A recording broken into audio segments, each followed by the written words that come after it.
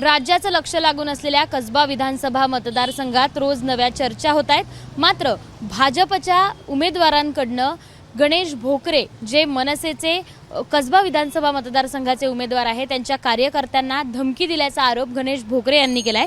गणेश भोकरे आपल्या सोबत आहेत। काय नेमकी घटना आहे आणि काय नेमकी त्यांनी धमकी दिली आहे? परवाच्या दिवशी जी सन्मान्य राजसाहेबांची फडके हाऊस चौकातली सभा गाजली, त्या सभेवरती आमच्या एका सहकार्याने जोरदार भाषण केलं। त्याच्यामध्ये त्यांनी कसब्यातली वस्तुस्थिती मांडली। जी वस्तुस्थिती मांडल्यानंतर सत्ताधारी पक्षातल्या ह्या उमेदवाराला प्रचंड राग आला। त्यांची सहकारी त्यांचे कार्यकर्ते आमच्या कार्यकर्त्यांना ढोस द्यायला लागले। परवा दिवशी आमची रॅली चालली होती वेगवेगळ्या भागामध्ये, त्यावेळेला तो भाजपचा एक पदाधिकारी आहे, त्याने आमच्या सहकार्याला ढोस दिला की खूप जोरात भाषण करताय, खूप टीका करताय, इलेक्शन झाल्यानंतर दाखवतोय। होतंय काय की कसब्यामध्ये आमचा जो प्रचाराचा झंझावात चालू आहे, विरोधकांच्या पायाच्या खालची वाळू सरकली आहे। आम्ही ज्या पद्धतीने प्रचार करतोय त्याच्यामुळे त्यांच्या मनामध्ये राग निर्माण व्हायला लागला आहे। पण तुम्हाला मी सांगतो ताई, ते गणेश भोकरेला दाबण्याचा प्रयत्न करतात आहे। आत्ता मी परवा दिवशी एक सारसबागेतला कार्यक्रम घेतला, त्या कार्यक्रमाला पण त्यांनी नोटीस बजावली आहे। ते हे प्रत्येक पद्धतीने आम्हाला दाबण्याचा प्रयत्न करताय। पण आम्ही राजसाहेबांचे सैनिक आहेत, आम्ही कोणालाही घाबरणारे नाही। आम्ही पण जशास तसे उत्तर देऊ। फक्त मी तुमच्या मीडियाच्या माध्यमातून एकच विषय सांगतो की तुम्हाला जे पण काय धमक्या द्यायच्या, तुम्हाला जे पण काय बोलायचे ते माझ्याशी बोला, मी तयार आहे। तुम्ही वेळ आणि स्थळ सांगा, मी तिथे यायला तयार आहे। सत्ताधारी पक्षाचे उमेदवार असं तुम्ही हेमंत रासने यांचाच उल्लेख करतायत। या धमक्या का देत असाव्यात असं तुम्हाला वाटतं?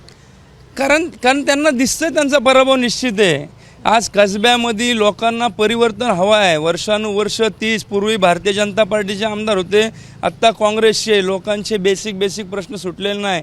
लोकांना एक तरुण एक कार्यकर्ता म्हणून माझ्याकडनं खूप अपेक्षा आहे। मी आज डोर टू डोर जातो आहे। संपूर्ण मतदारसंघामध्ये मी डोर टू डोर 2 वेळा माझी रॅली झालेली आहे।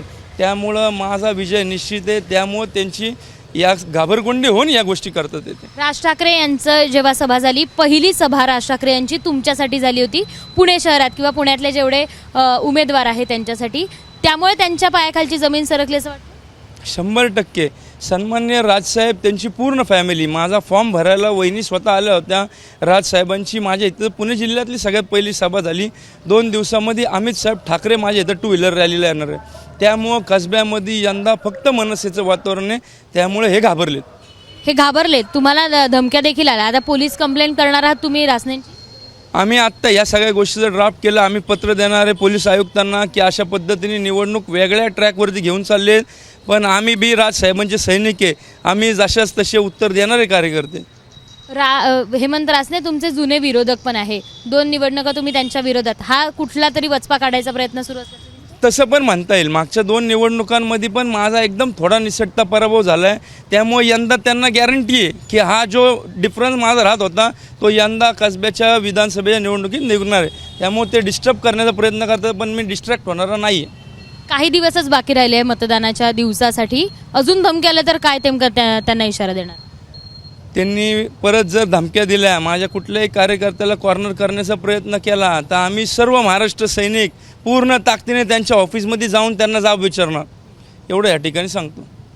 पुन्हा एकदा जर हेमंत रासने जे भाजपचे अधिकृत उमेदवार आहे कसबा विधानसभेतून, त्यांनी जर आमच्या कार्यकर्त्यांना धमक्या दिल्या किंवा आमच्या कार्यकर्त्यांना धमकावण्याचा प्रयत्न केला तर आम्ही देखील त्यांना उत्तर देण्यास तयार असू, असं मत गणेश भोकरे यांनी व्यक्त केलंय। कॅमेरामॅन अमोल गवळे यांच्यासोबत शिवानी पांढरे, एबीपी माझा, पुणे। एबीपी माझा, उघडा डोळे बघा नीट।